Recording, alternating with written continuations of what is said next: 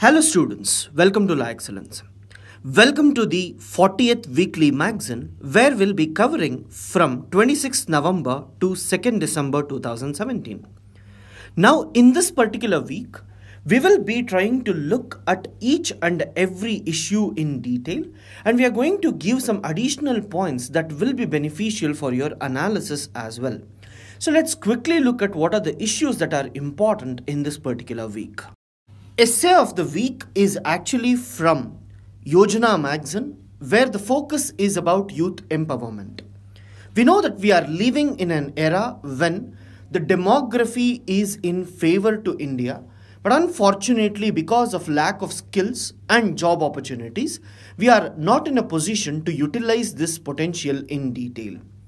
Given this particular circumstance, it is very important for us to look at what are the measures that should be taken to go for job creation, what are the challenges which are present, and what are the different measures taken by the government, and what else needs to be done.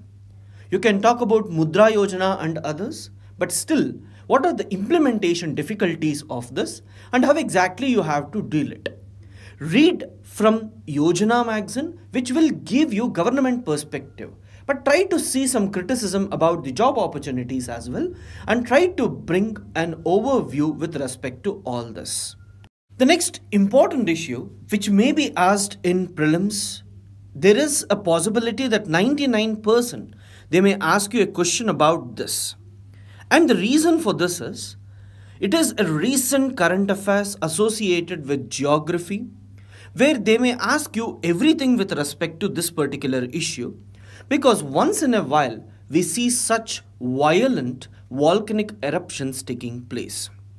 So to begin with, let us see what is this volcanic eruption. You must be aware that countries which are actually closer to South China Sea, Philippines, Indonesia, all this are actually closer to tectonic plates, where we usually observe convergent boundary and divergent boundary in few areas.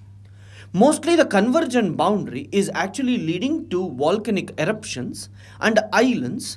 You can also observe Java Trench and others being present, which is a clear indication that it is mostly convergent. So when we are looking at this convergent boundary, the meaning of this is you have two plates.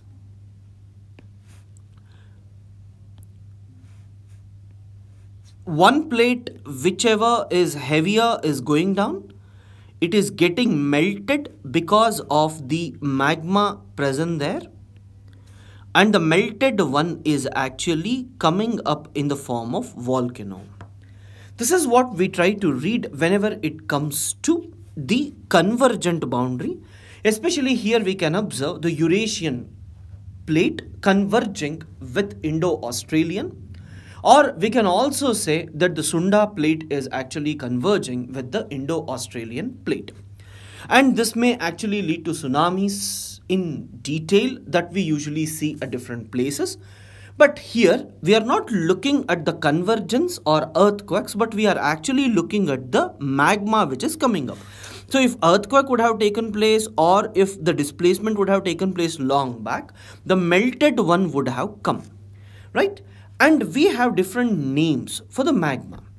And most importantly, we need to understand that magma emits, or the volcano erupts, lot of things. Sometimes it may erupt only ash. Sometimes it may erupt sulfur dioxide and other particulate matter associated with sulfur. Then it may also go for lava. Multiple things whenever it comes and when it falls layer by layer. So usually if I consider the volcano is erupting, you will have ash, you will have one layer of ash falling down. After that, above that, you may get another layer of magma flowing on it.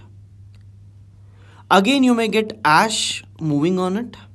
Again another layer of magma flowing. Can you see there is alternative layers of ash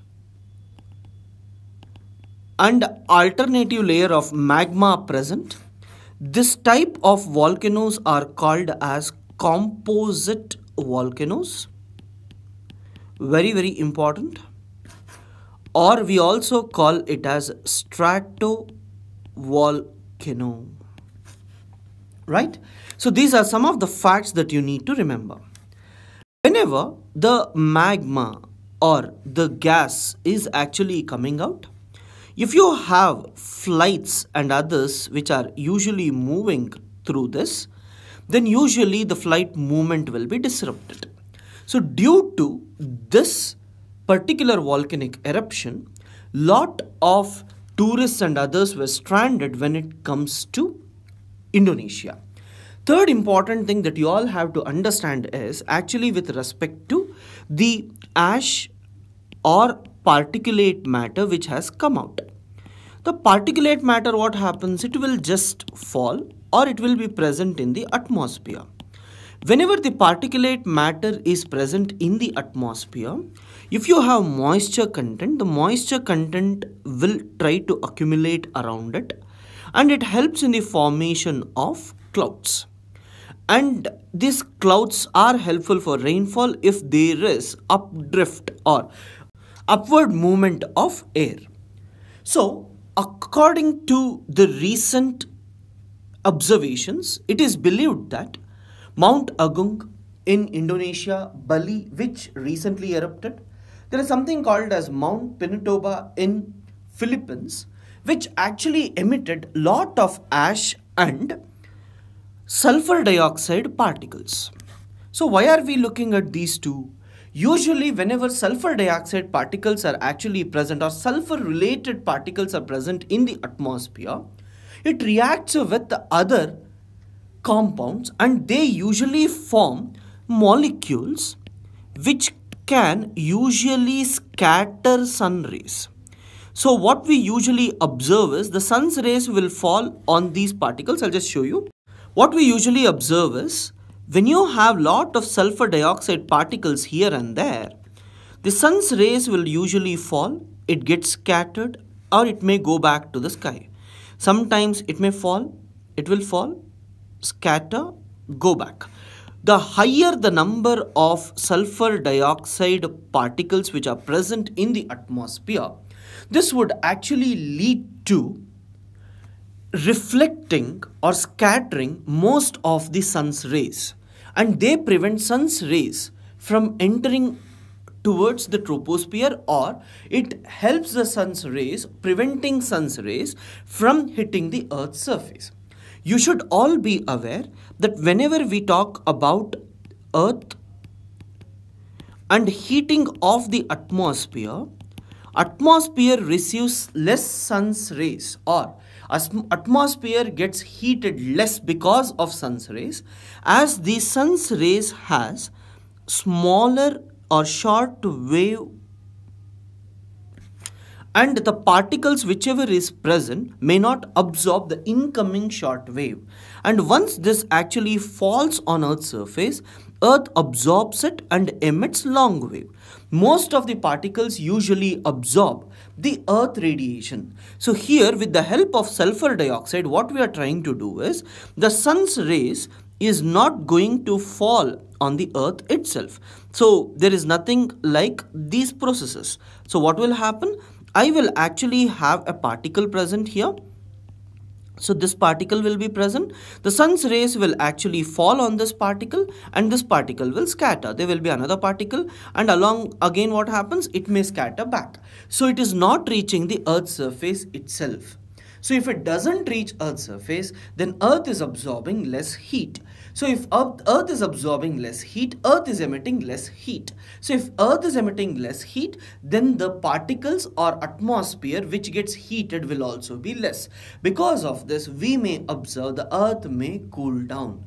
In the geography, when you go back to geological time scale, when you read about the ancient past and all, one important thing you all people will try to understand is actually with respect to how much impact does the volcanoes actually have in the atmosphere, or cooling of the atmosphere, warming of the atmosphere. Some theories says that the volcanic eruptions has released lot of gases which has actually helped the atmosphere to warm up or cool down. So this is being seen, and today with the Mount Anungu, which has actually released the sulfur dioxide, ash and other things, it is believed that few people are saying that there will be huge cooling of the earth because of this particular thing. Very, very important for us when we are actually looking from geography point of view.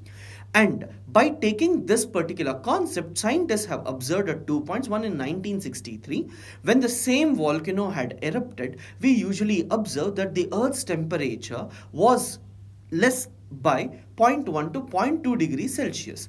Whereas in 1990, when Mount Pinatubo actually did, it actually led to significant decrease. People say it varies from 0.3 to 0.5 degrees Celsius. The meaning of this is, if we also can adopt this procedure and try to release sulfur dioxide particles, or if I call certain seeding, like of clouds and all, whenever we go for this, usually what happens, we understand that if you have ash particles and others, clouds will be formed. Clouds, what it does, whenever the sun's rays will fall, the clouds has a property to reflect most of the sun's rays back. So because of this, we call it as albedo, where the incoming sun rays is absorbed a bit and emitted or reflected more is called as albedo. Clouds has the property. So because of this, what happens? Usually clouds emit back. So we go for seeding, where you get rainfall also, but it will be also beneficial in reducing temperature. Second important thing is, we are planning to spray sulfur dioxide or sulfur related compounds into stratosphere. So if it is there in the stratosphere, the light, whenever it is coming, few are absorbed by ozone, the other actually scattered. They never enter troposphere at all. So this may actually help in avoiding the sun's rays reaching the earth. See guys, stratosphere is almost around 17 to 18 kilometer above.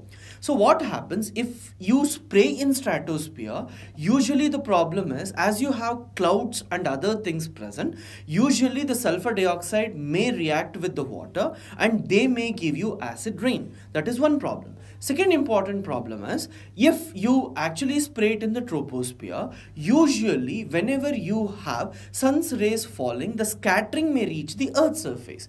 But if it is in stratosphere, it may be scattered in such a way that it may take time to come to earth's surface, or it may not come at all. So possibility of reflecting the sun's rays back to space is more when you are spraying in stratosphere, not in this. Whenever you are talking about climate change and the measures that needs to be taken, you should talk something about geoengineering.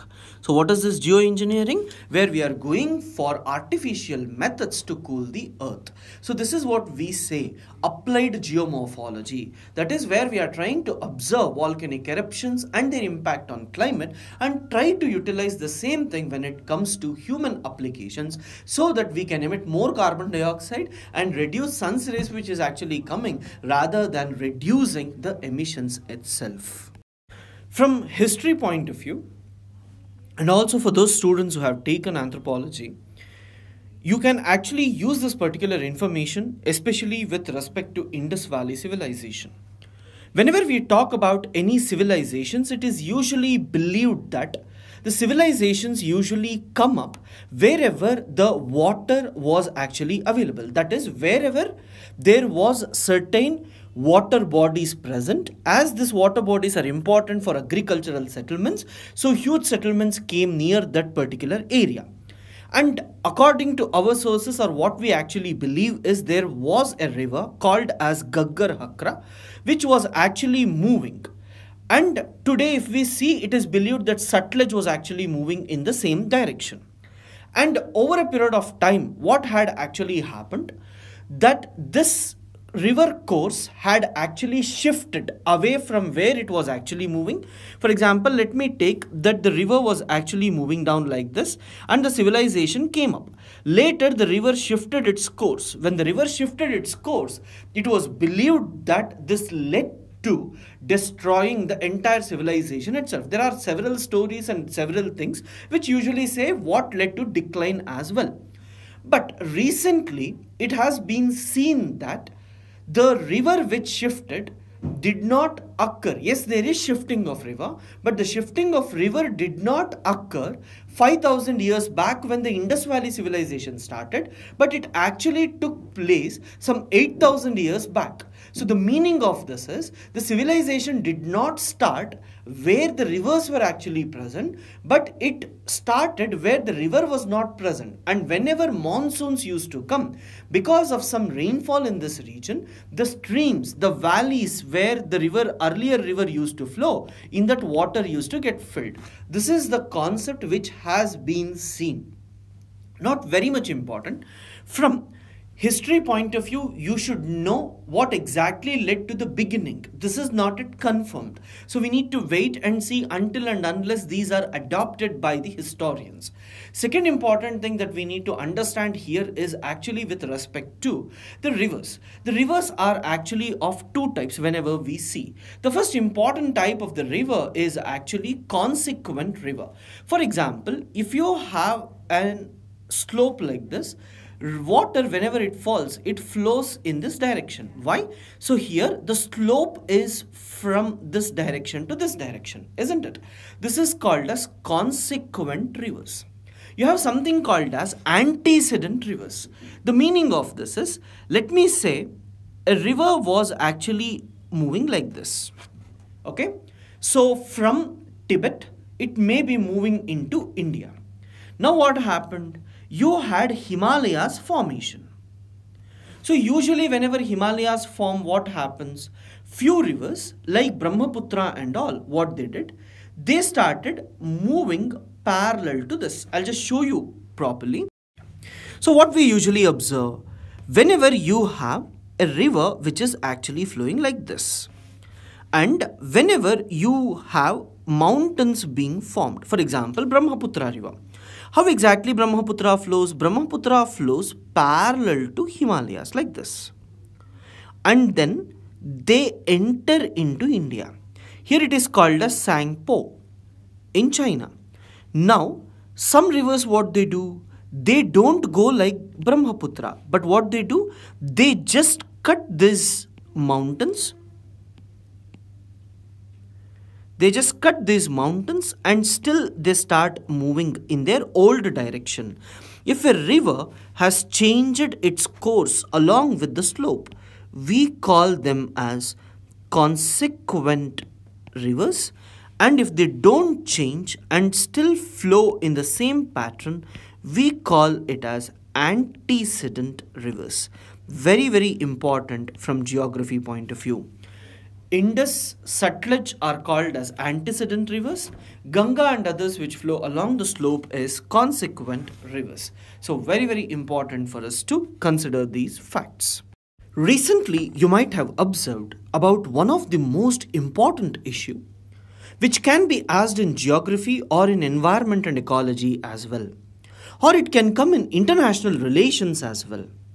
And today you are aware that UPSC is not asking a direct question, and if you feel it may come in environment and ecology, they are actually relating it to some other subject and they are actually asking you there to answer from that particular point of view as well.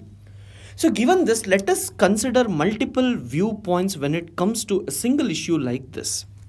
And the issue is actually with respect to the Siang River or Brahmaputra River in Arunachal Pradesh is turning black.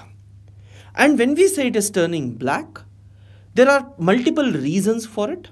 So we are also talking about the turbidity or the muddy water has actually increased.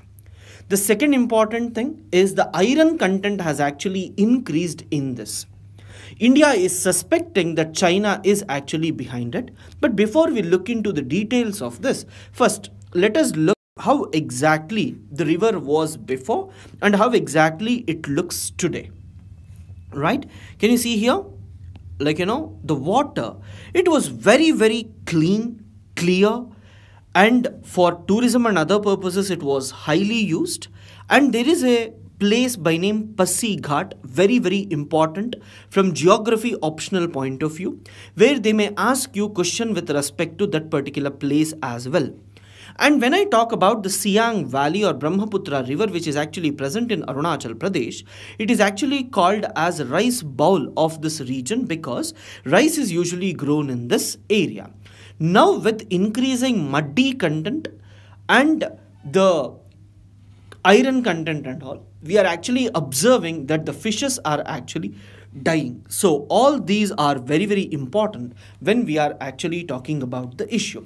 So let us go in detail. This is about geographical facts. I'll give you some more facts like what is the name. So for example, if I actually start looking at the Brahmaputra river, I usually observe that the Brahmaputra river is actually called as Yerlung Sangpo, and in Arunachal Pradesh it is called as Siang. After Lohit river joins it, it is called as Dihang. After Dibang river joins Dihang, it is called as Brahmaputra in Assam. The water level is usually less till Assam, but after Assam it increases. One of the main reasons is Tibet, where it usually moves, the rainfall is less as Tibet is on the leeward side of Himalayas. Because of this, the water content is usually less when it comes to Yerlung Sangpo. But when it comes to Arunachal Pradesh and Assam, the water level increases mainly associated with heavy rainfall in this region. So given all these facts, what are some of the reasons for increasing muddy water in this particular region? So what we usually understand is whenever we have earthquakes, some old people in this region who were born before 1950 are actually saying that they had observed similar type in 1950 when there was severe earthquake in Arunachal Pradesh. So what happens? What is the association with this? You're all aware that Arunachal Pradesh is one of the mountainous states. Or we may also say the river, when it is actually moving from Tibet and enter through mountains into India, you have mountains, right? And November 19th to 20th, we actually saw a strong earthquake occurring near Arunachal Pradesh. Due to this, what happens? Whenever there is earthquake, then the sand particles and others which are actually present on the mountain will be removed by the river. Or if the river is actually flowing, the sand particles and dust particles, muddy particles, everything may actually fall into the river. So when it falls into the river, or if it is there and the river is moving over this, then the river may actually carry these sediments. So this may lead it to high turbidity.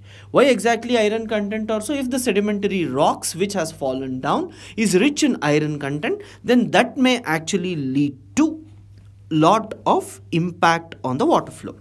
This is the first important aspect. Second important aspect that we are actually, this is geographical aspect which may be the reason. The second important aspect from international relations point of view is that we are all aware that the Tibet is actually part of China, and China is actually planning to construct the dam where it can actually divert the river towards its own desert, where they actually can help the people over there. And this is cause of concern for India as well, and India is actually asking China to give up details about the project, but China is denying giving details about this. Now, given all these circumstances, what is more important for India? It is very, very important for us to look at what are the major reasons associated with this and try to address it as soon as possible. And today, it is interesting for us to know that Sushma Swaraj had actually raised this issue during the RIC, that is Russia, India, China, where on the sidelines of this meeting, she actually raised asking about clarity on dams that are being constructed on Yerlung Sangpo or Siang River. So this is very, very important for us. So India is saying that Chinese may be polluting it, and whatever activities they do on the other side, we are not aware. And because of this, they might be misusing the entire scenario, is what they usually feel. So this is what we need to understand when it comes to Siang River. Geography, they may ask you Siang River, Pasighat, right? Different names of Brahmaputra, Arunachal Pradesh, all this is very, very important. The next important issue is actually with respect to a significant event called as Hornbill Festival, which I have already spoke in previous week magazines as well. But if I have to talk about this in detail, you should be aware that Nagaland is not made up of one Naga tribe, but it has several Naga tribes which are actually present. And most of these are actually dependent on agriculture. And according to our Indian constitution itself, under Article 371, we have given some special status to the state, especially with respect to protecting their culture. The Naga people, which always wanted a separate state right from 1918 itself, over a period of time have deeply integrated into Indian culture. But these Naga tribes are not only present in Nagaland, but they are present in Arunachal Pradesh, they are present in Assam, they are present in Manipur, they are also present in Myanmar. So they are spread across. And there is always a deal or zeal of enthusiasm among these tribal people to protect their rich culture and heritage. So the state government of Nagaland in 2000 decided to celebrate a festival of festivals called as Hornbill Festival, where the hornbill indicates a colorful bird which is actually present in the folklore or the cultural aspects of majority of the tribes of Nagaland. So it is one of the most important bird of their culture. So in that name, we are actually celebrating Hornbill Festival. Here what happens, every village and every tribe, it's mandatory for them to come and participate in this, where they will showcase their traditional culture, and this leads to a lot of tourist people reaching this place at this point of time and try to understand. Tourism improves, economy improves, and at the same time what is more important for us is not just tourism or economy, but it is also important to know about the culture of this. We are talking about Ek Bharat Shresth Bharat, where we want to understand the people of different parts of India. It is very, very important for us to look into these aspects in detail as well. Two questions that can be expected: what is called as Festival of Festivals? It is Hornbill Festival. Or when you are talking about Hornbill Festival, it is in which state? It is Nagaland, Kohima. Every year from December 1st to December 10th, it is celebrated in this state. In paper 3, when we are actually talking about polity-based current affairs, one of the most important aspects that we need to consider is with respect to interstate councils. Whenever there is an issue between the central government and state government, there should be an interstate council which can actually discuss about those issues, recommend certain things, and this can be accepted by the union executive is what the basic concept behind establishing interstate council according to the Sarkaria committee recommendations. Now, every 10 years or 15 years once, on the basis of certain issues, the government will usually set up commissions headed by some chief justice or previous chief justice, just to ensure that whatever is the issue between center and state government, that needs to be taken up, and they need to give suggestions or recommendations on how exactly the center and state should deal with these issues. Punchi committee had actually given certain recommendations which the state has not yet adopted. In 2010, when Chidambaram was the Home Minister, it was actually given. Interstate Council, to talk a bit, it is just a recommendatory body to investigate and discuss subjects in which some or all of the states or the union government have common interest. The meaning of this is wherever the union government and others have some interest, then they should all come together, sit and discuss what exactly needs to be done in that particular issue. And let us see some of the major recommendations of the Punchi committee here. The first important thing is actually with respect to the concurrent list. So what exactly do you mean by concurrent list?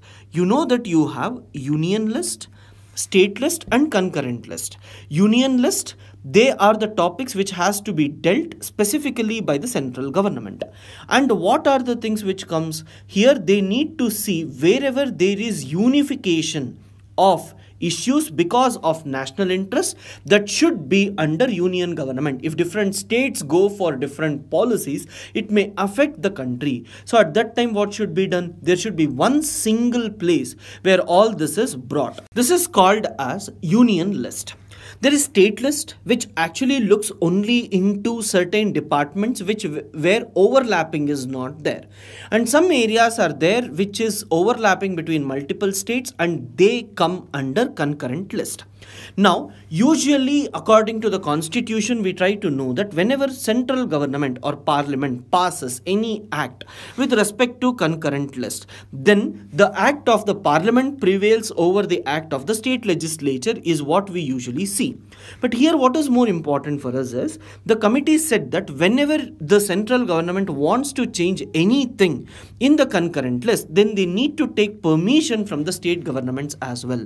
So if they can request the state governments can sit together through Interstate Council and decide what are the changes that they are expecting, and if it is passed, then there will be cooperative federalism or strong federalism emerging. So this is the most important point that you need to talk when it comes to concurrent list. Second important thing is that you know that the president enjoys extra power when it comes to state legislature. The meaning of this is if an act or bill is passed by the parliament, it is mandatory for the president to accept it. If president sends it back and again if the parliament passes it, then it is mandatory for the president to accept it. That is, see, if constitutional amendment, first IAS requested president, then president said that yes, introduce. And if the parliament passes, president cannot say that no, I won't pass. He has to accept because only with his permission we have introduced. Second important thing is that the president may say no to any bill, but whenever the bill is passed again, it is mandatory for the president to accept. But when it comes to state legislature, he can go for additional thing called as pocket veto. The meaning of this is he will just put in his pocket and he will never talk about this at all. Whenever he doesn't talk about a particular issue, then the problem actually is how exactly can we deal with the situation. We have several instances where the central government has pocket vetoed some legislations of the state governments like Gujarat and all when the opposition party was in power. This actually led to states saying that you are actually going beyond the constitutional limits where you are not at all accepting some of the things which the state government has repeatedly passed. So these are some of the problems associated with the pocket veto. So here what happens, the Punchi committee usually says that within 6 months something has to be spoken. That is, you reject it, it's fine, but you have to talk. This is important.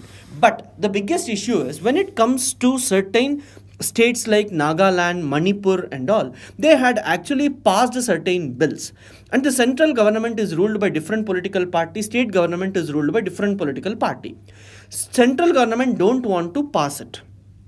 But state government wants, because if this bill is passed, the state government may be elected for the next time. So because of that, they will be thinking of doing this again and again, but the central government will never allow that to happen. These are some of the things which we usually see when it comes to, politics between the center and the state. third important thing, whenever we look at international agreements or so, it is usually the central government which determines what needs to be done, and it suo moto talks everything to other government with respect to any agreement. Recently, the Punchi Committee has actually said that if at all you're going for any international treaty which is going to affect state list, then you need to consult state list so that the state people will also feel that they have been treated properly. The other important thing or the power comes whenever there is some discretionary power to the governor. You're all aware that governor is just a constitutional head of the state where he is appointed at the political will of the central government. And you will see most of the senior leaders usually become the governors. Now here the point is, governor has some exceptional constitutional rights, especially when it comes to hung assembly. And nowadays, as the hung assemblies are actually increasing, this is creating lot of trouble to Indian democracy.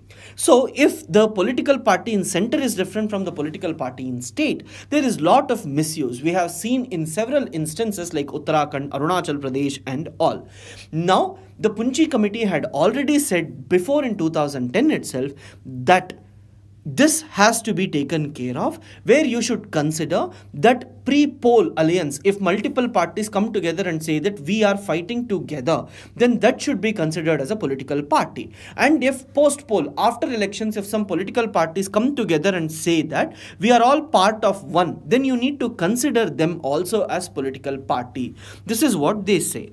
And the fifth important thing closely related is about the governor, where it says that appointment of governor and removal of governor is one of the major issue. So they say that don't go for anything which is similar to the present form. That is, you can't just bring someone and keep on imposing the governors or changing governors whenever the new party come to power at the central government.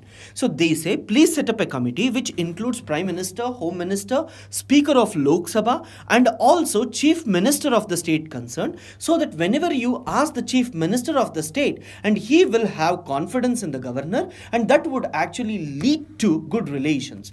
With Aam Aadmi Party in power in Delhi, we can see lot of fight between the Lieutenant Governor and Aam Aadmi Party. So even this needs to be taken care whenever it comes. And when you talk about the removal of governor, here they say that the same way that you remove president, you have to remove governor as well. So these were some of the points that they had actually told with respect to this. But at last, what is more important was about the communal violence bill. Whenever there is communal violence, central government without even consenting state can actually depose CRPF so that it will take care of the situation rather than allowing it to deteriorate first by the state government and then the central government entering into this. So these are some of the recommendations, and to discuss about these recommendations, you have Interstate Council which has actually met now to discuss about these. The composition of the Interstate Council is very, very important for you as it is factual. Just go through this carefully once. So November 26th, as you're all aware, we actually celebrate Constitution Day or Samvidhan Divas from last 3 years.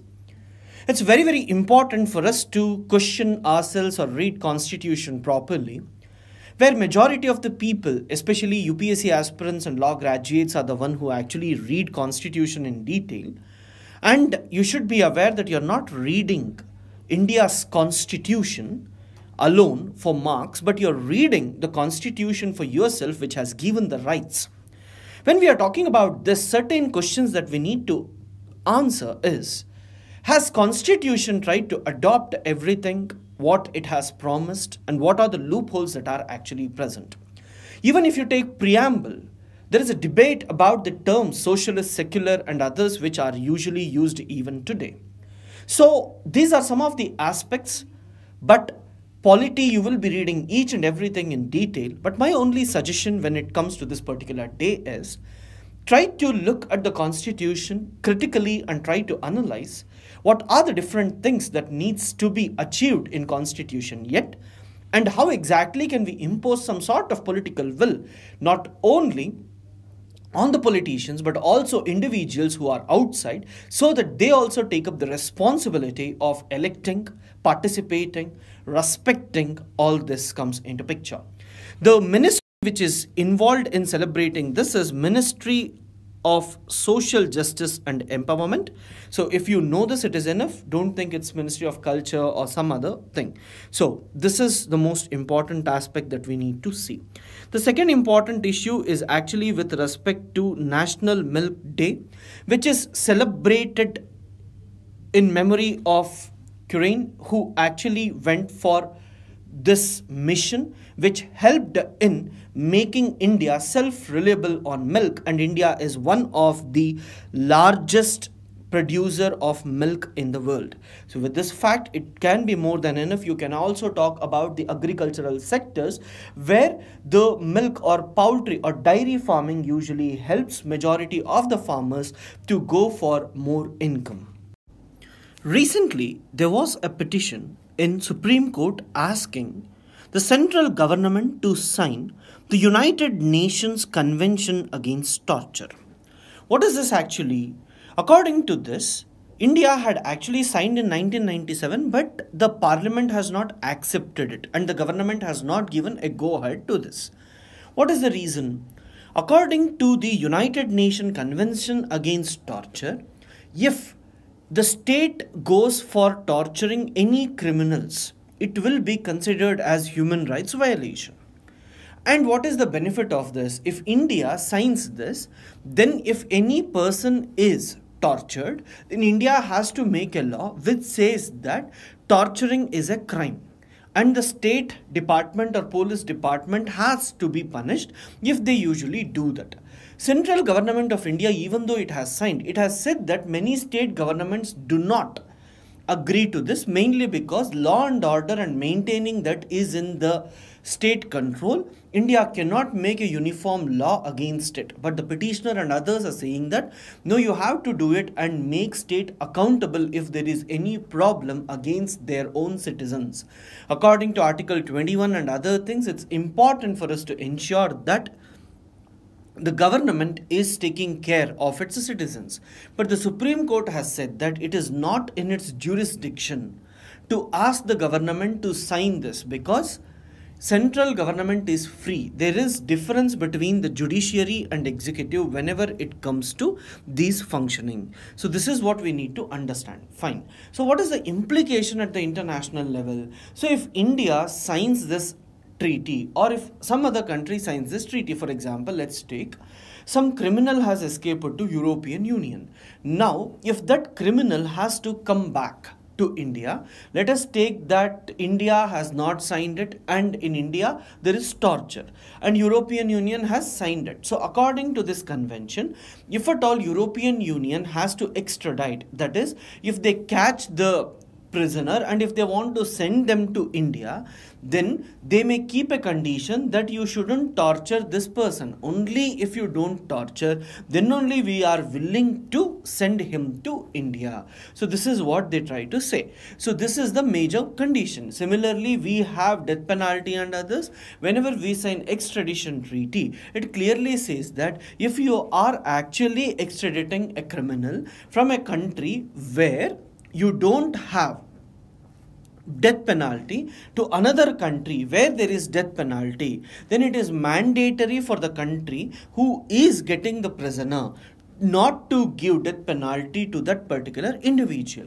Recently, we observed that Abu Salim's case, who was actually caught in Portugal, where they say that death penalty is wrong, and they criticize it that India or any other country who will go for death penalty, we will not extradite people. So India has extradition treaty with them, and India requested them to send. And when Supreme Court asked that we have given death penalty to all other criminals, why aren't we giving death penalty to this individual?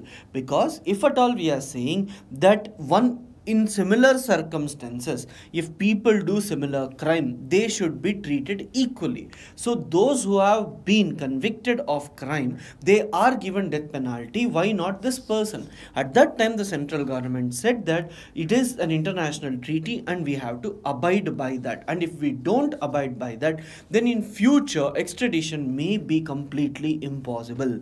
So these are some of the issues that we need to know when it comes to extradition treaty or United Nations Convention Against Torture. But according to current updates, you should know that the central government or the Supreme Court has also rejected ratifying it. Next important issue is actually with respect to the central government program to train elected women representatives of the panchayat raj institutions. Is this important for us? Yes. Very, very important for us. What we have to look at in this particular aspect, we need to see that in governance, one of the main link is in the bottom-up approach. That is, whenever you need to take decision, you need to include all the stakeholders who actually gives us suggestions, what are the problems in their places, and whenever we formulate these policies, it should benefit to those areas as well. Usually it is top-down approach which India follows. One of the loophole present in the bottom-up approach is the people who are present at the lowest level is not efficient.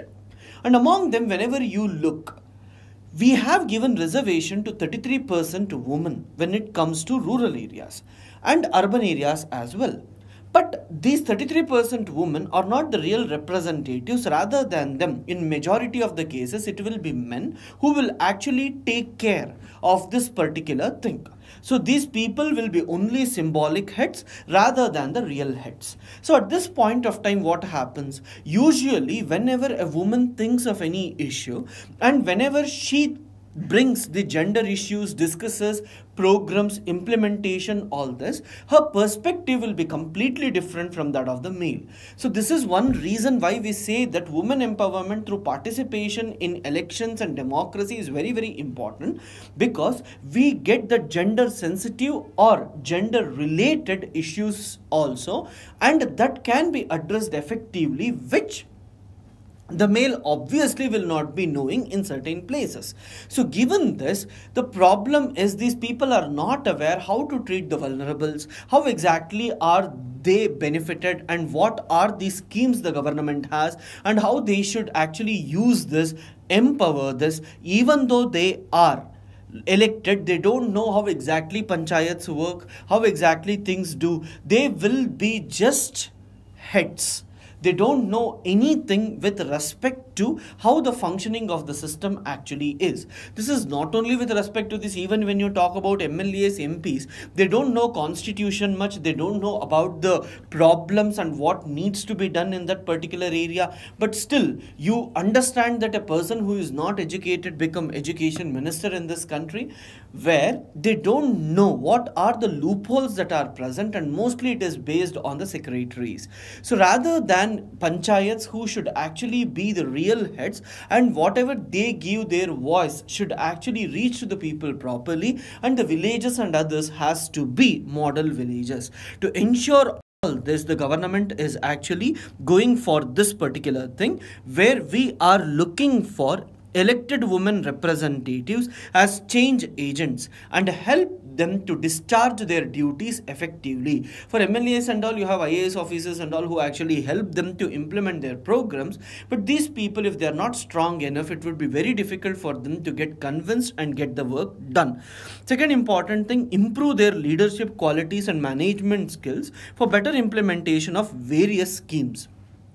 Impart knowledge about the flagship schemes of the central and state governments, where they say that whatever the central and state government programs are there, what exactly are the schemes, how much money comes, where it goes, how exactly you need to include the people. For example, one of the major role of the panchayat raj institutions and gram sabhas is to ensure that in a rural area, if at all there is any leftovers, that is, I formed a scheme and I said that it is for BPL. but many people will not come under BPL, but they are really poor. So Gram Sabha's duty is to ensure that these people are included in the scheme. Unfortunately, there are many people or many Gram Sabhas which do not implement it effectively. So if at all these people know, and at least for the voting rights or so, at least they may go there and tell them and help them to get the benefit so that they get votes in future.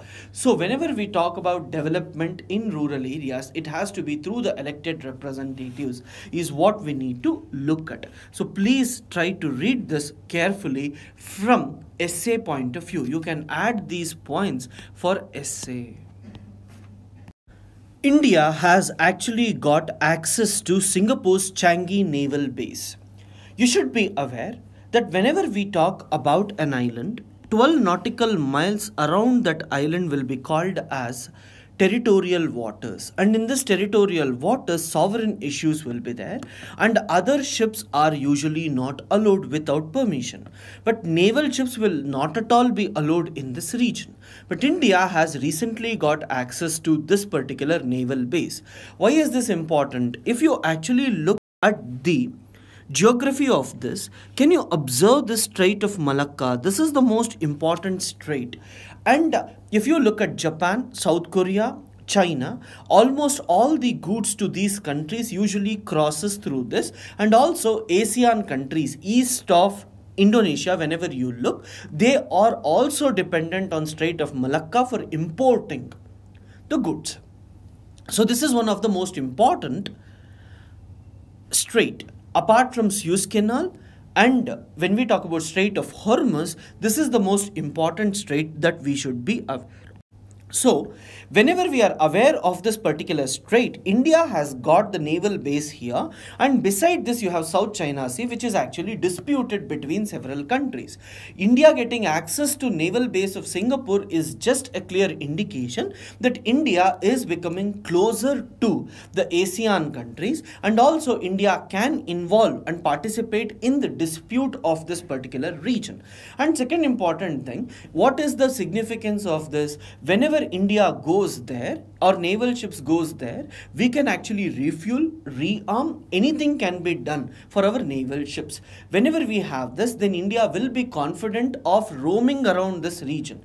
Else, if you have to come back to Andaman Sea or Andaman and Nicobar for refueling and all, then it may take time and India will not be in a position to take risk. Now as Singapore is there, from Singapore, India can actually go till some 2000 kilometers whenever they know that the fuel and other things are available, and again they can come back. So this will actually help India to actually enter into this region and guard this effectively.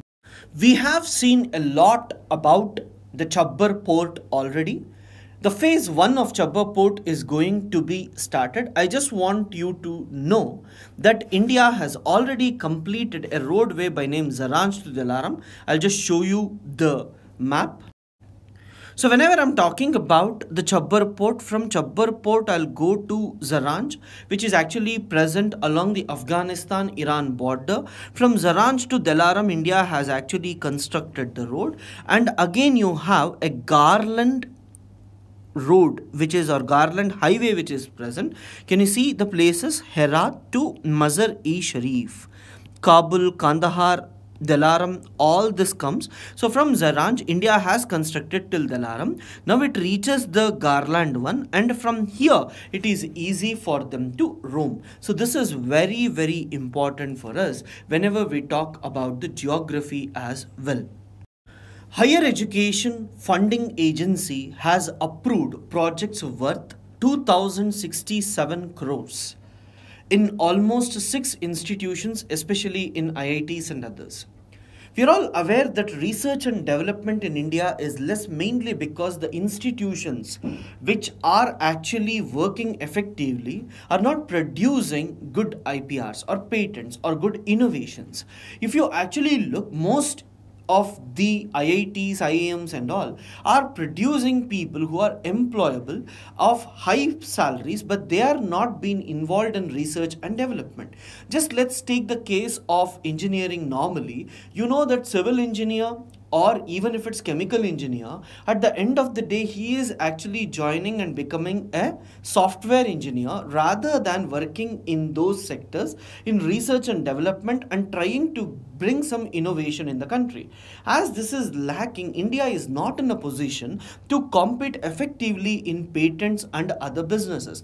When you don't have much patents, you cannot go for big companies. Whenever you can't go for big companies, you cannot go for big jobs. All this is very, very important whenever we look at research and development. So not only our higher education institutions should be imparting quality education, but it should build the capacity for research and development as well. Whenever we talk about research and development, you should be aware that it is not in one go that you can actually go and build something. It takes some years. For that, enough funding is required, enough scholarship needs to be given, and enough equipments are also required. Until and unless you provide all this, you may not be sure whether there will be some innovation coming up in this particular sector or not. So given all this, it is very, very important for a country like India to spend. So what the central government has thought, central government has actually established AFA, that is Higher Education Funding Agency. The Union Ministry and a promoter bank, here the case is with Canara Bank, these two will come together and they will decide which institution we should give more funds, and the institution should give some money as a deposit or security to the banks so that in future whenever they ask for more funds, that can be released. So all this will be taken care to ensure that the funds are reaching to the organizations, and these organizations are coming up with innovations, and this would lead to further funding as well. So this is one of the major aim of HEFA. Nutrition issue is one of the major contributor for sustainable development or millennium development goals if India has to reach. We have maternal mortality rate, infant mortality rate, several stunted deaths. All this is happening mainly because of lack of nutrition. Ministry of Health, Women, Child Development, several ministries are working closely to ensure that this is done. But unfortunately, every ministry is working in its own way. Even though India is spending some money on this, it is not reaching to the people. We don't have proper targets. We don't know how exactly the system is working apart from launching the projects. Given this, age-wise also India has taken several measures. For example, you take infant mortality rate, we are dealing differently. 6 to 14 years of age, we are dealing them differently under midday meal program. When we are talking about 14 to 18 and out of school adolescent girls, we use about the Sabla program. And when we talk about the lactating woman, we have certain schemes for that.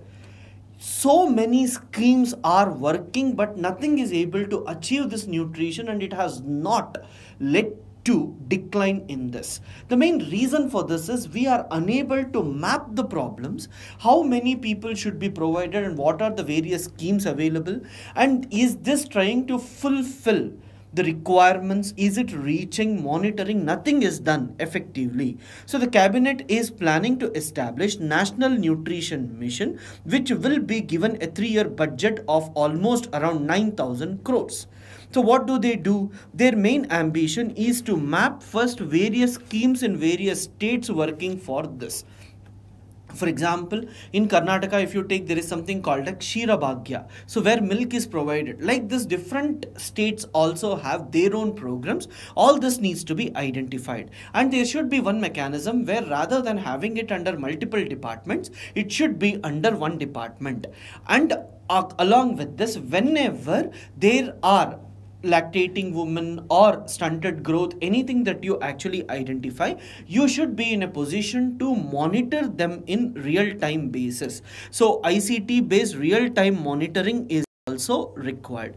Then incentivizing states or union territories in meeting their targets. So whenever union territories or states reach their targets, they should be given certain funds. For this, the Finance Commission may work effectively, where they may recommend that if they achieve this, then we will be releasing more funds. If not, we are not going to give.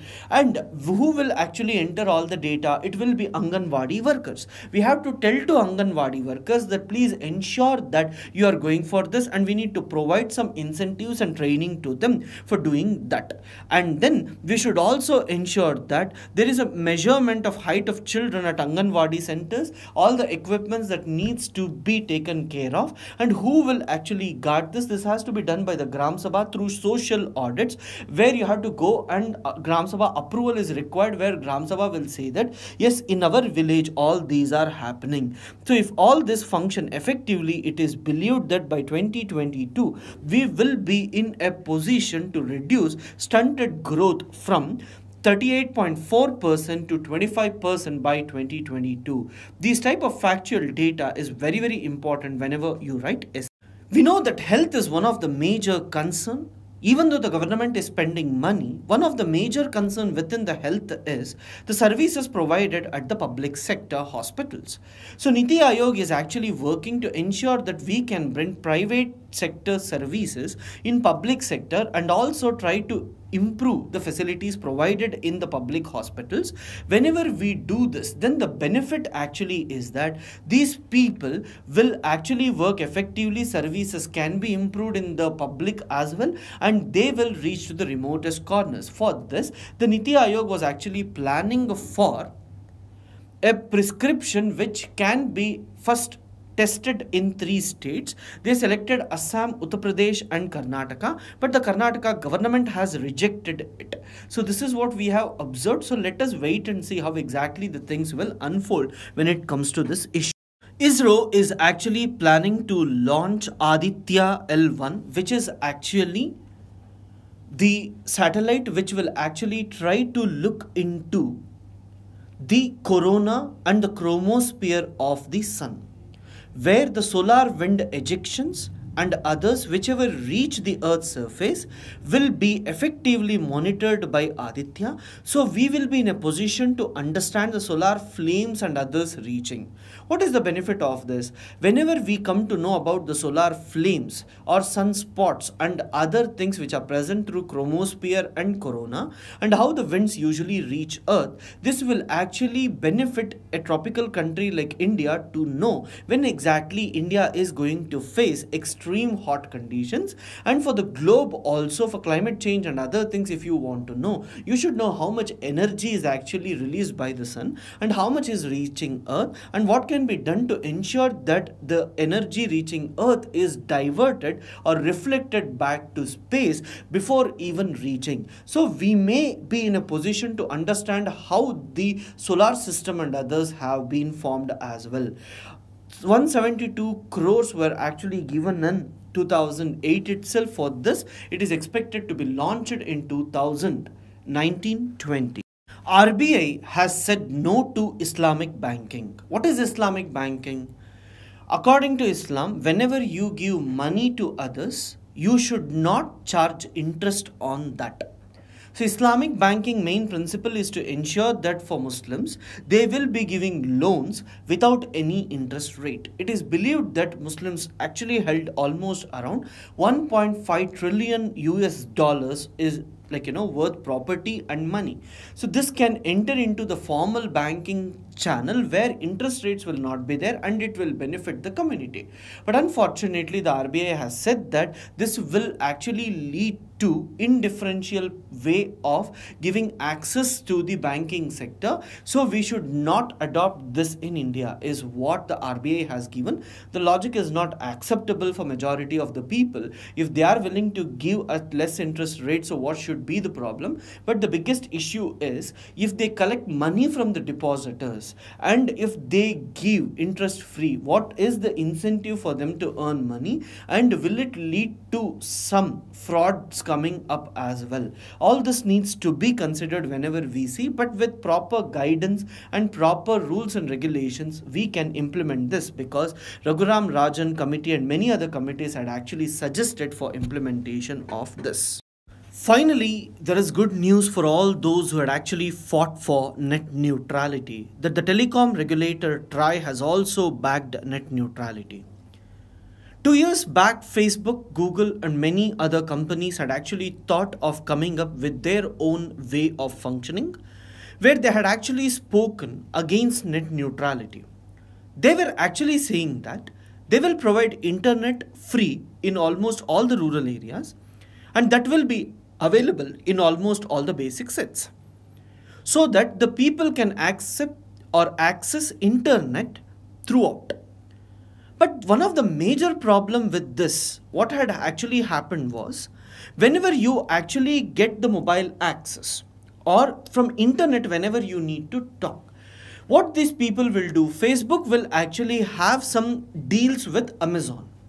Or let me take Airtel has another one. Airtel has deals with Flipkart. So if you want to purchase anything, you will be allowed, Facebook will allow you only to use Amazon, but it will not show you Flipkart at all. Similarly, there will be multiple information, multiple news that will be available in the market, and this will be filtered, and they will provide only those information with whom they have contact. Indirectly, that will actually help in reducing the information which needs to be sent to the public. This acts as a filter. Second important thing, public also cannot express about their views, and which can be controlled. Wherever there is negative and all, you can control that. So here we usually see that the freedom of expression, their choice, everything is limited. Today when we talk about the internet and many other things, even the online platform that we have, it is possible mainly because it is open for everyone. Let us take a situation where only few companies who pay very heavily to Facebook and all are given internet access, and small educational institutions which are not in a position to pay so much are not given. Then it will be monopoly of these as well. So to reduce monopoly, the internet wanted to go for, or the people supported for, net neutrality, where no one can block the websites which others want to watch. So here it should be completely the role of the telecom regulator, and the internet should be available for everyone, where we should ensure that anyone can provide information there, anyone can share information there, anyone can respond there, or they can express there as well. So these are some of the things that we need to understand when it comes to net neutrality. As TRAI has also suggested the same thing, it is victory for majority of the people who actually fought against the biasness created by these big companies. You know that President Trump's daughter Ivanka Trump actually visited India for Global Entrepreneurship Summit. High possibility they may ask you a question. One important question in prelims can be about what was the theme of that. So the major theme was women first, there will be prosperity for all, women first, prosperity for all. UPSC may actually ask prelim based question on that. It is the first time it was held in South Asia, and the main focus was actually on 4 areas. If you actually observe, what are the 4 areas? The 4 areas are digital economy and financial technology, Jandan Yojana and others India is actually performing, healthcare and life sciences, energy and infrastructure, media and entertainment. In these areas, there will be funds and other things provided so that the FDI or any other entrepreneurs who want to develop, they can actually sit and discuss what exactly needs to be done and how the leaders of next generation will actually evolve. Everyone might have heard about Cyclone Ochi, which was given by Bangladesh people. The name of this is, with respect to Bengali, is I. What is more important for us? First important thing we all have to understand that where exactly cyclones are formed. If you consider any ocean, for example, Pacific Ocean, you have South China Sea and others. You have South and North America. And whenever we talk about equator, the winds actually blow as northeast trade winds. Because of this, usually we observe there is something called as warm current, that is north equatorial current, which also moves from east to west. Whenever the current moves, usually the warm water which is present near the surface is brought and it is getting accumulated near this. So this will be warm and this will be cold. Why? From below the cold water will come. Surface warm water is removed, from below cold water actually comes. I'll just draw it clearly and show you. So what exactly we saw was, if I am consider two continents and if I am talking about equator, as the sun's rays will be, or wind direction will be usually northeast, we observe that the North Pacific or North Atlantic Ocean currents usually move from east to west under the influence of trade winds. Now what happens? As this happens, usually as the surface water near equator will be warm, it is being brought to the western side and the warm water is getting accumulated here. So what happens in the ocean itself? As you have warm water accumulating here, there will be some gap here. So usually cold water from below rises. So usually we observe here also rising of cold water. So cold water will be present here, warm water will be usually present here. So this is one of the most important region where we usually observe the cyclones originate. What is the reason? What is cyclones? If you want to have cyclones, cyclones means low pressure area. If at all you get cyclones in the equatorial region or near 5 degree north to 5 degrees south, as Coriolis force is absent, usually we say that the cyclone is also absent. So let me just go in detail and explain you about this carefully. So the first point that you all have to know is, whenever we talk about Earth's surface is something like this. We call it geoid shape. These two portions is usually near equator, and in this portion usually Coriolis force is absent. Now whenever Coriolis force is absent, let me just consider a low pressure area and high pressure area. So in a circular manner, you know that winds blow from high pressure to low pressure. Whenever Coriolis force is absent, the meaning of this is winds, they go and converge at the center.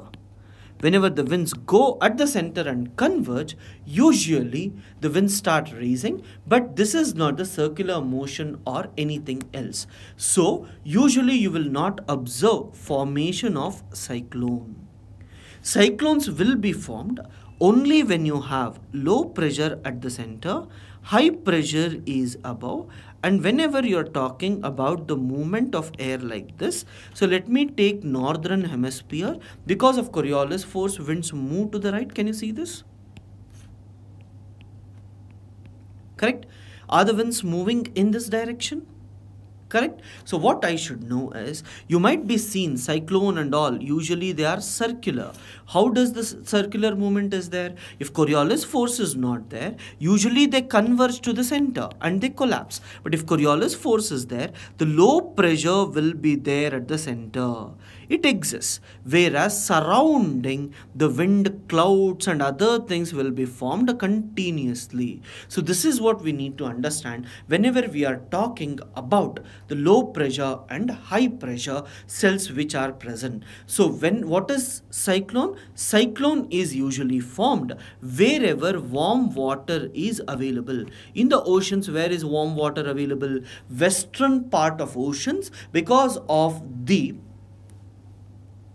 equatorial currents, warm water gets accumulated on the western side of the oceans. As warm water is present there, this is an ideal place for the formation of cyclones. First point that we all have to understand. Second important point is the temperature of this warm water, if it increases beyond 25-27, then it will be extremely low pressure. And if it is occurring above equator, then we usually observe that because of Coriolis force, usually the winds rotate, and this rotatory motion will help the cyclone to move. Third important thing, as you have low pressure at the center, there will be high pressure or anticyclonic thing on the surface. So you have one at the bottom, low pressure at the bottom, high pressure at the top. So due to this, what happens? The high pressure which is present at the top will usually start absorbing. I'll just draw this picture. Usually you should have high pressure at the top, low pressure. So winds from low pressure, they usually come. Winds from high pressure, they usually come, and they start raising above. Whenever they start raising above, the clouds are formed. You know that when I talk about evaporation, so what does happen? If you have water molecule, the sun's rays will go, the water molecule absorbs the heat and it converts into vapor. So heat is absorbed. Whenever I say condensation, condensation means what? A particle, that is wherever you have water vapor, it gives out its energy, correct? It gives up its energy and it converts into water. So condensation releases energy out. Evaporation absorbs energy. For cyclone to be active, it needs condensation. So clouds, whenever they rise above, so they release heat, and this heat is required. That is, condensation heat is actually required for this cyclone to sustain. This is what you need to read whenever you are talking about cyclones and anticyclones. So anticyclonic condition should be on the top and cyclonic condition should be at the bottom. This is actually called, where the lowest pressure is there, we call it as I, and around it clouds will be formed, and these are called as eye wall, right? So this is important for us. And then whenever we are actually talking about the movement, you should be aware that first a cyclone will be formed like this. Within this, it will be moving anti-clockwise on the basis of the Coriolis force. But as the northeast trade winds usually pushed like this, and when they are pushed, now what happens? The direction starts like this. And you know that in the northern hemisphere, they actually turn to the right.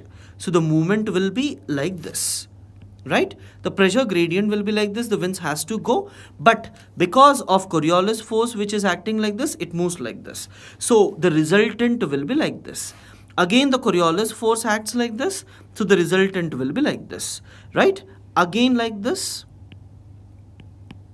Can you see this circular motion? Keeps on happening. I'll just repeat it.